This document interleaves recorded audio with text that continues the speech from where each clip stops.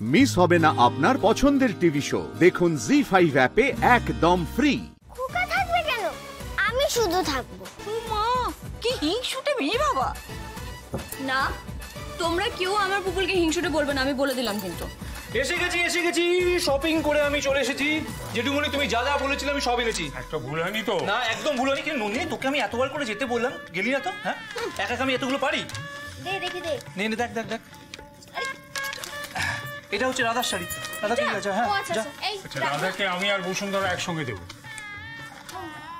জেঠুমনি গয়নাটা নিয়ে যাও।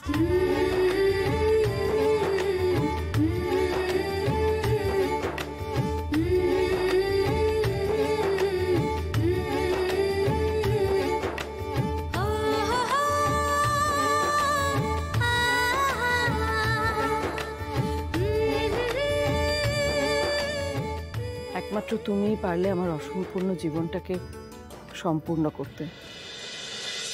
আগে বাড়িতে এরকম অনুষ্ঠান হলে আমি দূরে দূরে থাকতাম, সবার উপর রাগ করতাম, যাতে কেউ আমার কাছে এসে জিজ্ঞেস করতে না পারে যে আমার স্বামী কেন আমাকে ছেড়ে চলে গেল। দোষটা কি আমার ছিল? আমার কি কোনো সন্তান হয়নি সেই জন্য আমার স্বামী ছেড়ে গেল?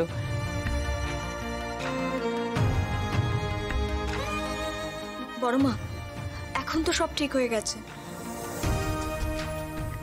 এখন আপনি আর কষ্ট পাবেন না।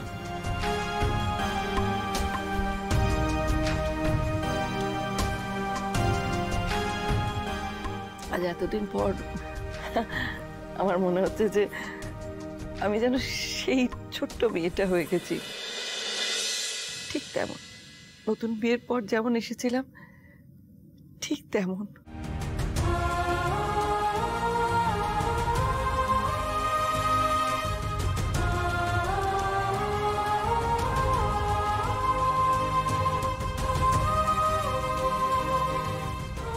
সব আমার দোষ।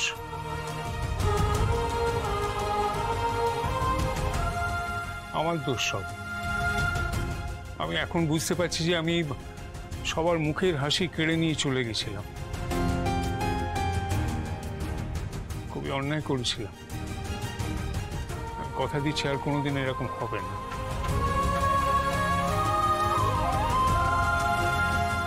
তোমরা পারলে আমাকে ক্ষমা করে দিও।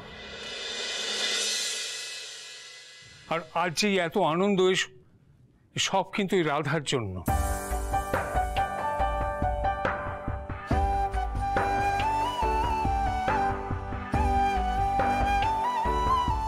বসুন্ধরা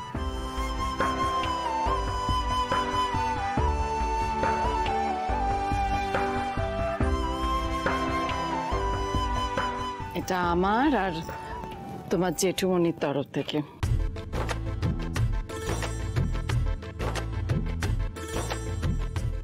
বড় মা এটা তো অনেক দামি, এসবের কি দরকার ছিল? তোমার থেকে দামি নয় মা, ওটা রাখো। আচ্ছা বলছি যে আমরা সবাই মিলে একটা ছবি তুলি না? তোমরা একটু এক জায়গায় এসো না। হ্যাঁ এত সুন্দর একটা মুহূর্ত, এটাকে স্মরণীয় করে রাখো। ছোট গিন্নি চলে এসো।